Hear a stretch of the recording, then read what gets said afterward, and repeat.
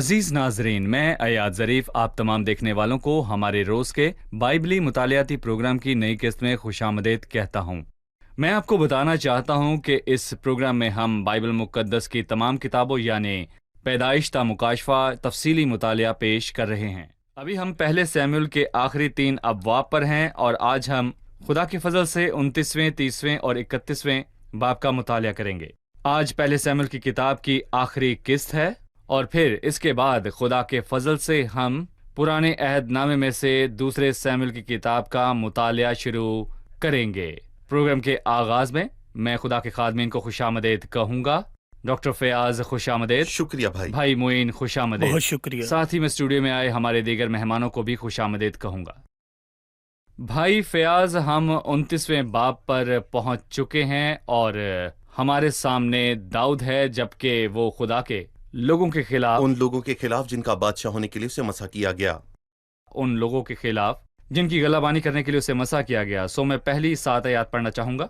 اور فلسطی اپنے سارے لشکر کو افیق میں جمع کرنے لگے، اور اسرائیلی اس چشمے کے نزدیک جو یزرییل میں ہے خیمہ زن ہوئے، اور فلسطینیوں کے عمرہ سینکڑوں اور ہزاروں کے ساتھ آگے آگے چل رہے تھے، اور داؤد اپنے لوگوں سمیت اور عکیس کے ساتھ ساتھ پیچھے جا رہا تھا۔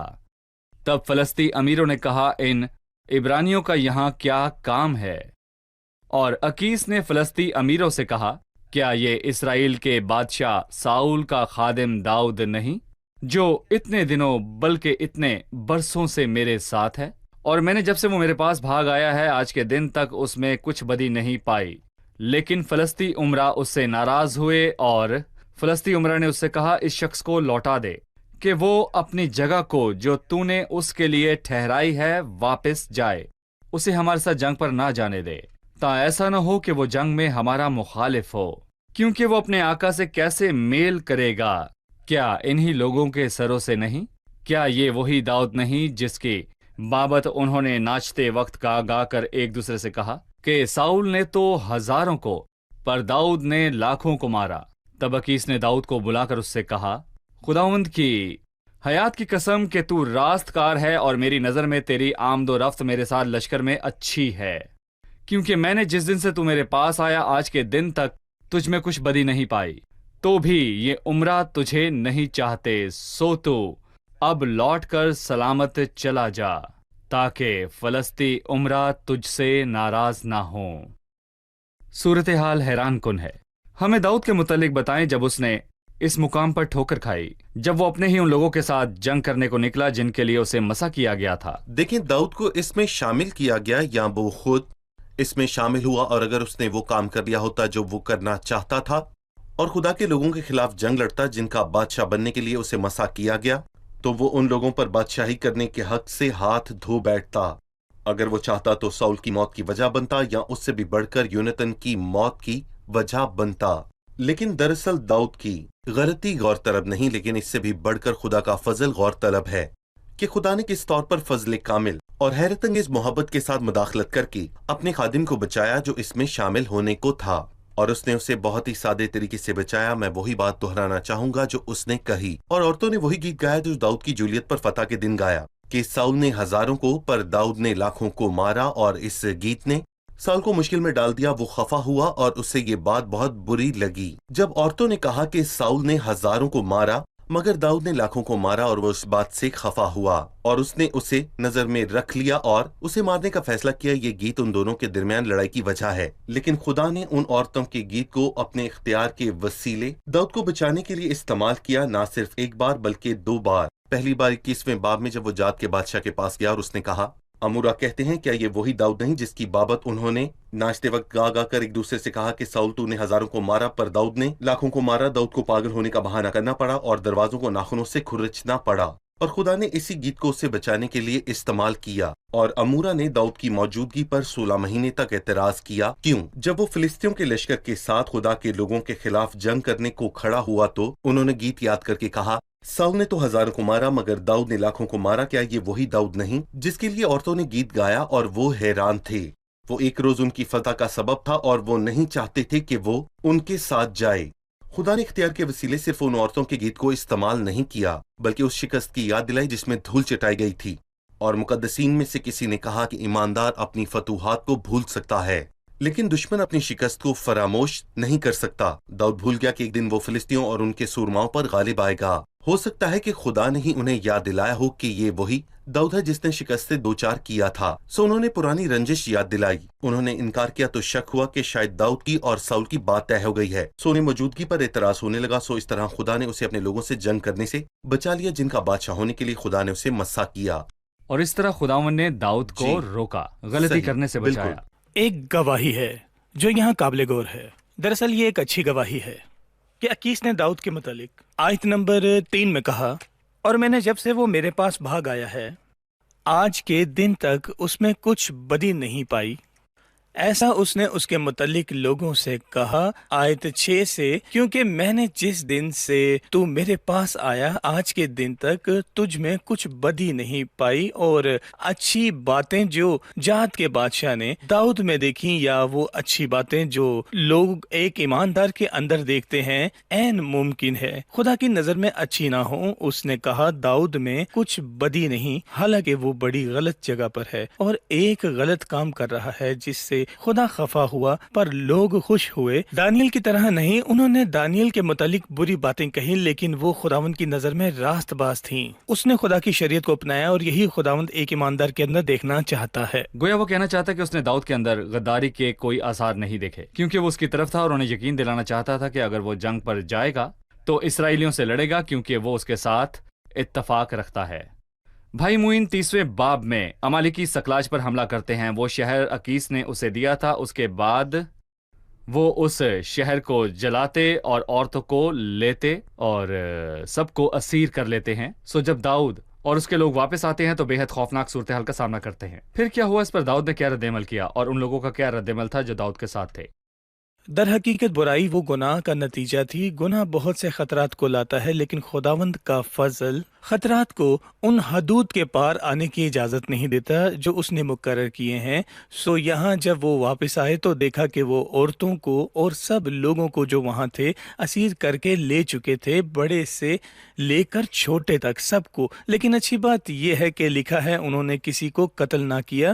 مجھے لگا وہ کم از کم ان بچوں کو قتل کریں گے جنہیں وہ اسیر کر کے لے گئے ہیں، اور وہ ان کی پرورش تو نہیں کریں گے۔ مجھے لگا وہ ایسا کچھ کریں گے، یا پھر وہ بوڑھوں کو مار ڈالیں گے، کیونکہ انہیں طبی امداد کی ضرورت پڑتی تھی، اور وہ فقط جوان مردوں اور عورتوں کو ہی چھوڑیں گے۔ آئیں اس صورتحال میں داؤد کے سورماؤں کا رد عمل دیکھتے ہیں۔ خداوند سے رفاقت ختم ہو جائے تو بہت سی چیزوں اور لوگوں سے ناتا ٹوٹ جاتا ہے۔ سو اس کی اپنے دوستوں کے ساتھ رفاقت ٹوٹ گئی، اور اس کے سورماؤں سے اس کی رفاقت نہ رہی، اس کے گھر سے اس کا ناتا نہ رہا، اور نہ ہی اس کے لوگوں سے، کیونکہ انہیں اسیر کر لیا گیا تھا۔ ان کا رد عمل کچھ یوں تھا، ان کی جانیں دکھ میں تھیں، حنا کی طرح نہیں جنہیں ہم نے کتاب کی شروعات میں پڑھا۔ اس نے ایک اچھا کام کیا اپنے دوستوں کے ساتھ۔ اس کا رد عمل اس صورتحال میں، اس کا رد عمل غرض خداوند کے ساتھ اس رد عمل، اس کا اپنے دوستوں کے ساتھ رد عمل جنہوں نے اسے کہا کہ وہ اسے مارنا چاہتے ہیں، یہ تھا کہ اس نے اس حد تک صبر کیا کہ ان کا غصہ ٹھنڈا ہو گیا۔ اس صورتحال میں جو بہت ہی مشکل تھی، اس کا رد عمل ایسا تھا کہ اگر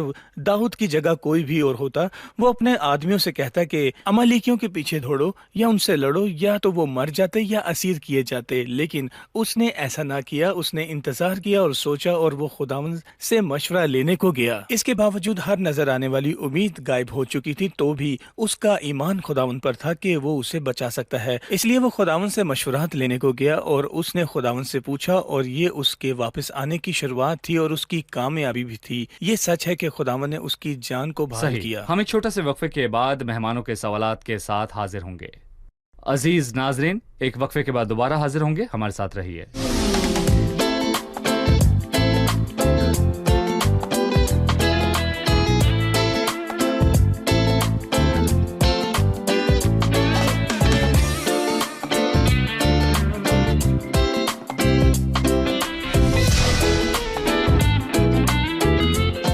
خوش آمدید۔ آئیے بڑھتے ہیں مہمانوں کی جانب اور جانتے ہیں ان کا سوال۔ جی، کس کا سوال ہے؟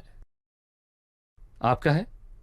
جی۔ کبھی کبھار ہم زندگی میں ایسے حالات کا سامنا کرتے ہیں جو ہمیں بہت ہی بے چین اور نا امید کر دیتے ہیں، اور ہم محسوس کرتے ہیں اچانک ہمارے آس پاس اندھیرا چھا چکا ہے۔ جب اندھیرا دکھائی دے۔ جی بالکل۔ जी, जब अंधेरा दिखाई दे तो हम क्या करें? हमें दाऊद वाला काम करना चाहिए? हमें खुद को खुदा के फजल के हवाले करना चाहिए। दाऊद सिकलाज में जिस सूरत हाल में था उससे बुरा कुछ नहीं हो सकता, क्योंकि सबने उसे छोड़ दिया था। उसे एक बादशाह की दोस्ती मैसर थी, शहर की दीवारें मजबूत थीं और 600 लोगों की दोस्ती मैसर थी। उसने सब कुछ खो दिया, यहाँ तक कि उसके लोगों ने उसे संसार करने का सोचा। एक ही शख्स उसके पास रहा जो कभी साथ नहीं छोड़ता। वो एक ऐसा दोस्त है जो भाई से बढ़कर निभाता है, उसका फजल ही काफी है। चाहे हम कितने ही बुरे हों, लेकिन उसका फजल ही काफी है। नोमी मुआब में बदतरीन हालत में थी, लेकिन उसने एक बहुत ही अच्छी खबर सुनी कि वो अपने लोगों के दरमियान आया है और उसने उन्हें खाना मुहैया किया और उसने जाकर इसराइल के खुदाम के अंदर आसूदगी पाई। भाई फयाज, आपने मुझे एक खूबसूरत आयत याद दिलाई जो कि 6ठी आयत है। जब लोग एक तरफ हो गए और उसे संसार करना चाहते थे, लेकिन दूसरी तरफ दाऊद ने खुदावंद अपने खुदा में अपने आप को मजबूत किया। मैं चाहूंगा कि इस आयत के वसीले आप हमारी हौसला अफजाई करें। जब दुश्मन और नाकामी और परेशानी हमें घेर ले तो हम क्या करें? इस बात से कि खुद को महफूज किया, मुझे एक आयत याद आती है खुद को कि मजबूत किया। खुद को महफूज किया। और साफान अगर चना तमाम मखलूक हैं तो भी वो चट्टानों के अंदर अपना घर बनाते हैं। हालात संगीन हैं, अब मैं कहाँ जाऊँ? मैं गरीब और लाचार हूँ, मैं कमजोर हूँ और मेरी कमजोरी मुझे खुदा पर एतमाद करना सिखाती है और मैं उसमें पनाह लेता हूँ। एक लड़की से पूछा, किसी ने दरवाजा खटकाया और तुमने खोला और तुम्हें ये पता चला कि वो शैतान है, तो तुम क्या करोगी? उसने कहा कि मैं खुदाम के पास जाऊंगी। वो जानती है कि खुदाम मेरे अंदर है और मुझ में खुदावन जितनी कुव्वत नहीं है, क्योंकि उसने उसे सलीब पर शिकस्त दी। हमें भी खुदावन में पनाह लेनी चाहिए। सही भाई मुइन। इसके बाद वो 7वीं आयत में कहता है, और दाऊद ने अखी मलिक के बेटे अबियातर काहिन से कहा कि जरा अफूद को मेरे पास ले आ। और दाऊद ने खुदावन से पूछा कि अगर मैं उस फौज का पीछा करूं तो क्या मैं उनको ले जा लूंगा? इस गुफ्तगू की आखिर तक की बात है, अफूद क्या है? अफूद क्या है, ये जानने के लिए हमें देखना होगा कि वो कौन से कपड़े थे जो सरदार काहिन पहनता था, और उसकी तफसीलात को देखना होगा। खरूज की किताब में उसके 28वें बाब में एक चीज़ थी जिसे सीना बंद कहते थे, जो कि सीने पर पहनता था। उसके ऊपर 12 पत्थर जड़े जिन पर 12 कबीलों के नाम लिखे होते, और उसके अंदर खालिस सोने के से गुंदी हुई जंजीरें लगी होती।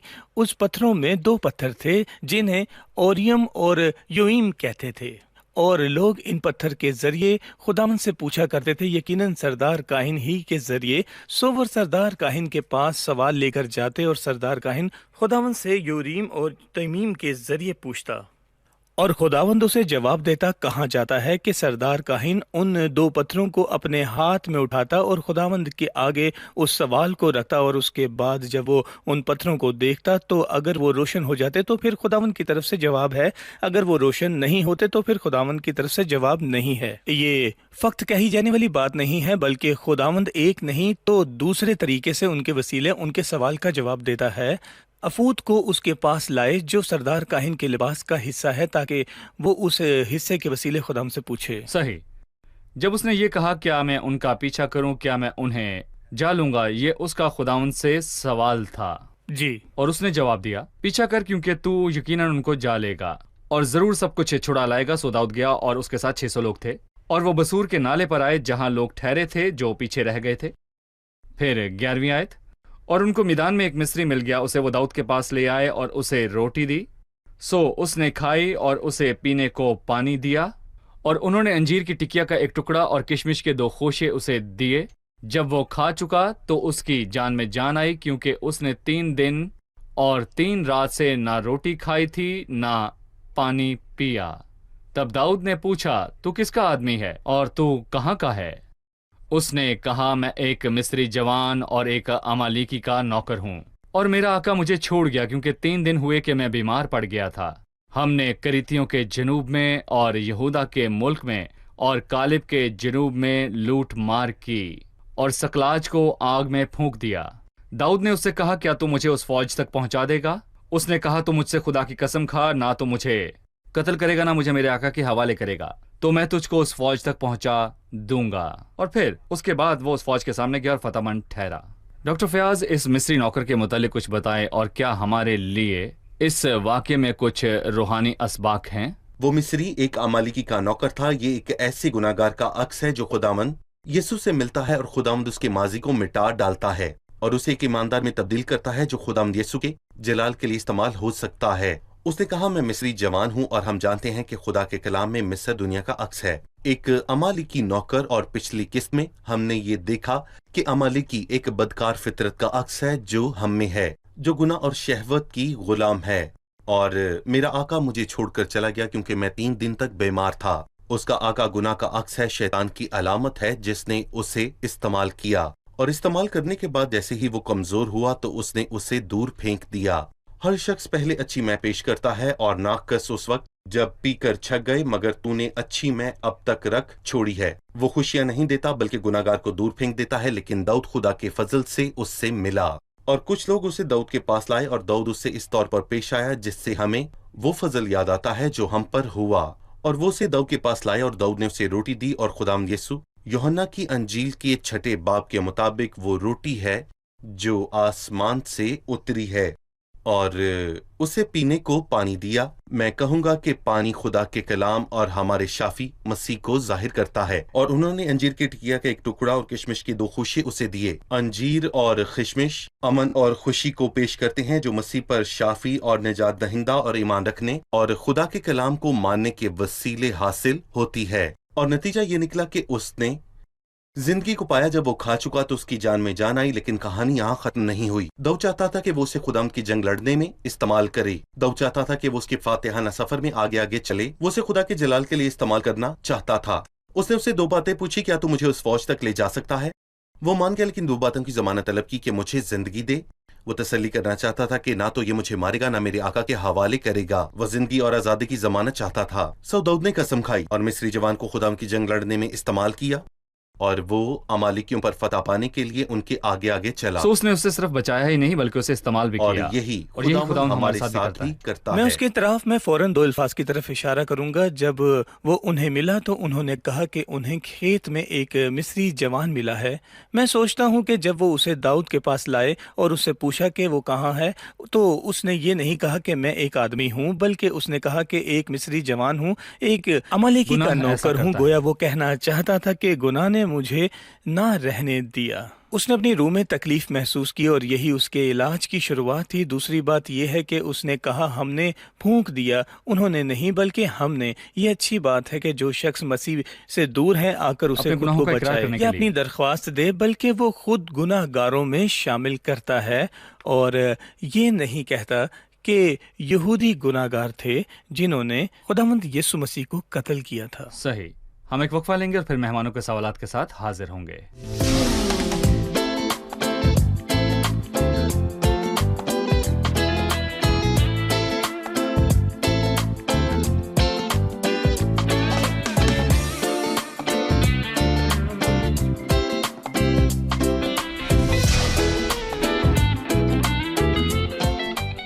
खुश आमदीद। आइए बढ़ते हैं मेहमानों की जानिब और जानते हैं उनका सवाल।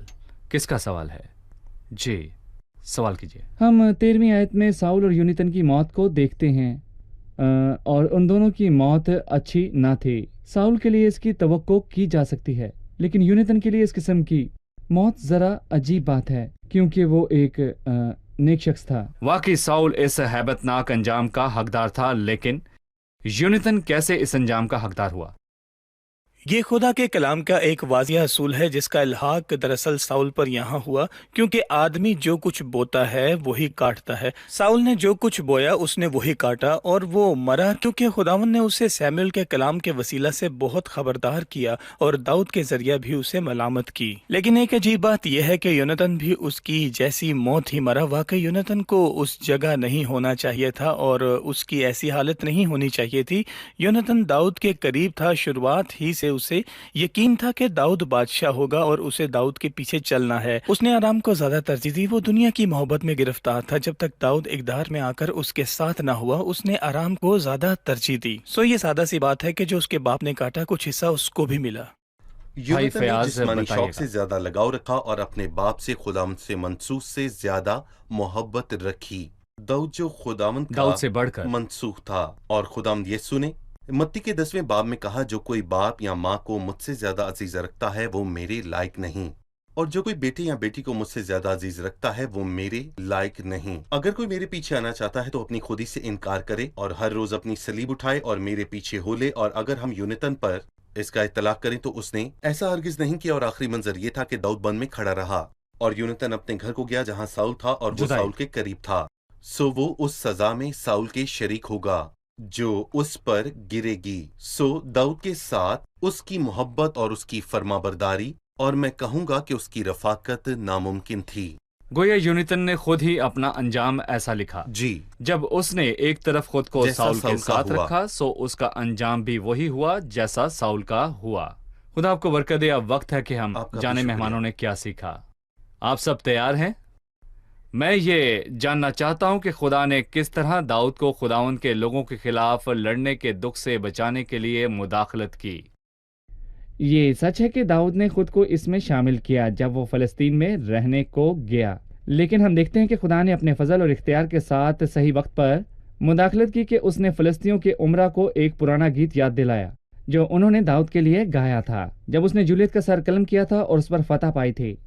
حالانکہ داؤد ان کے ساتھ 16 ماہ سے رہ رہا تھا، بہرحال خداوند نے انہیں صحیح وقت پر یاد دلایا، اور اس بات سے فلسطینیوں کے عمرہ فکر مند ہوئے اور انہوں نے داؤد کو اپنے ساتھ جنگ میں لے جانے سے انکار کر دیا۔ اس طرح خداوند نے اسے بچا لیا۔ اس نے اسے اس بڑی غلطی سے بچا لیا۔ جی، داؤد خداوند کی مرضی جاننا چاہتا تھا، سو اس نے ابیاتر کاہن سے کہا کہ وہ افود کو لائے۔ افود کیا ہے؟ ہم افود کو خروج اس کے 28 باب سے جانتے ہیں۔ سردار کاہن کے لباس کا ایک حصہ سینہ بند کہلاتا ہے جو وہ سینے پر پہنتا، اور اس میں 12 پتھر جڑے ہوتے ہیں، اور افود ان 2 پتھروں اوریم اور تمیم کو کہا جاتا ہے جو سینہ بند کے ان 12 پتھروں میں شامل تھے، اور کہا جاتا ہے کہ سردار کاہن ان پتھروں کو اپنے ہاتھ میں پکڑتا، اور جب لوگوں کی کوئی درخواست ہوتی اور وہ خداوند سے سردار کاہن کے وسیلہ سے پوچھتے اور اگر وہ پتھر روشن ہو جاتے تو اس کا مطلب خداوند ان سے راضی ہے۔ صحیح، خدا آپ کو برکت دے۔ بہت شکریہ، خادمین کا بھی شکریہ۔ آنے والے پروگرام میں ہم ایک نئی کتاب کے ساتھ حاضر ہوں گے۔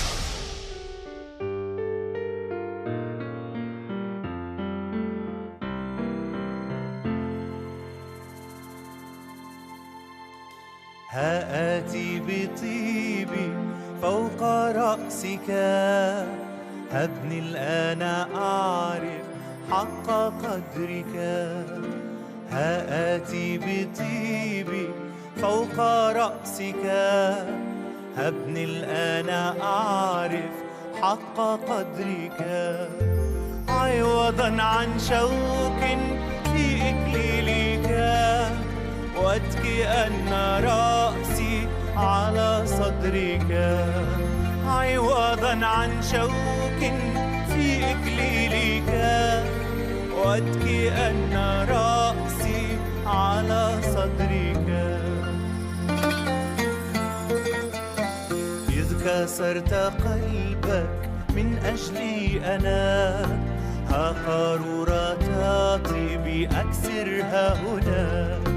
إذ كسرت قلبك من أجلي أنا، ها قارورة طيبي أكسرها هنا.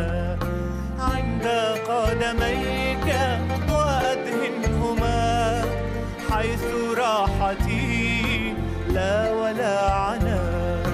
عند قدميك وأدهنهما، حيث راحتي لا ولا عنا. لا يكن في قلبي شريك لك، لك كل قلبي، لك وحدك. لا يكن في قلبي شريك لك، لك كل قلبي، لك وحدك. ولينكسر قلبي ليشبع قلبك، فكل شهوتي في مجدك.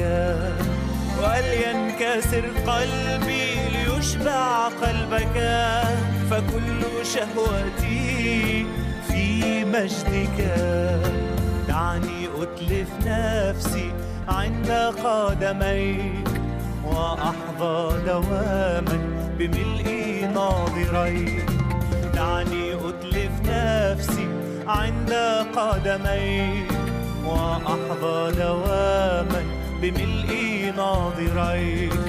وأسعى ضعيفا وأستند عليك، حتى كل المجد يرجع إليك، وأسعى ضعيفا وأستند عليك، حتى كل المجد يرجع إليك. دعني أكرم اسمك وأرفعه الآن، لئلا تمضي الفرصة وينتهي الزمان. دعني أكرم اسمك وأرفعه الآن، لئلا تمضي الفرصة وينتهي الزمان. فمريم وحدها قد فازت بالنشان، وطيب المريمات فاته الأوان. فمريم وحدها قد فازت بالنشان، وطيب المريمات فاته الأوان. ها آتي بطيبي فوق رأسك، هبني الآن أعرف حق قدرك. ها آتي بطيبي فوق رأسك، هبني الآن أعرف حق قدرك. عوضا عن شوك في إكليلك، وأتكئن رأسي على صدرك.